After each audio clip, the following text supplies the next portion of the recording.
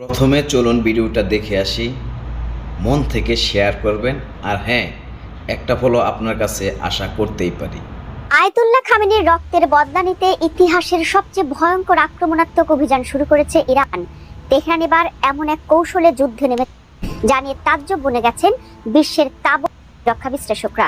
বলা হচ্ছে এই কৌশলে ইরান শুধু সপ্তাহ কিংবা মাস নয়, বরং বছরের পর বছর ধরে যুদ্ধ চালিয়ে যেতে সক্ষম।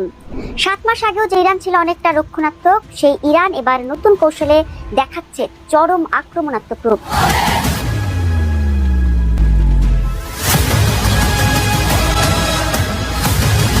আর অর্থের হিসেবে ইরানের এসব আক্রমণ তুলনামূলক সস্তা, কিন্তু ইরানি আক্রমণ ঠেকাতে গিয়ে কারি কারি টাকা খরচ হচ্ছে আমেরিকা, ইসরায়েল কিংবা আরব শেখদের। ইরান যেমন প্রতিশোধ নিবে তা গুণাক্ষরেও ভাবতে পারেনি আমেরিকা, ইসরায়েল গং।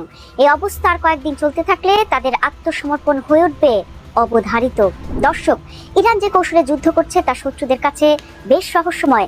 গত বছরের জুনের যুদ্ধে ইসরায়েল ইরানের পারমাণবিক কেন্দ্রগুলোতে আকাশপথে হামলা চালিয়ে তাদের মূল শক্তিকে আঘাত করার চেষ্টা করেছিল। সে সময় আমেরিকার বাংকার বাস্টার বোমাগুলো যখন নাতাঞ্জ বা ইস্পাহানে আঘাত করে, তখন তেহরান কিছুটা অপ্রস্তুত ছিল।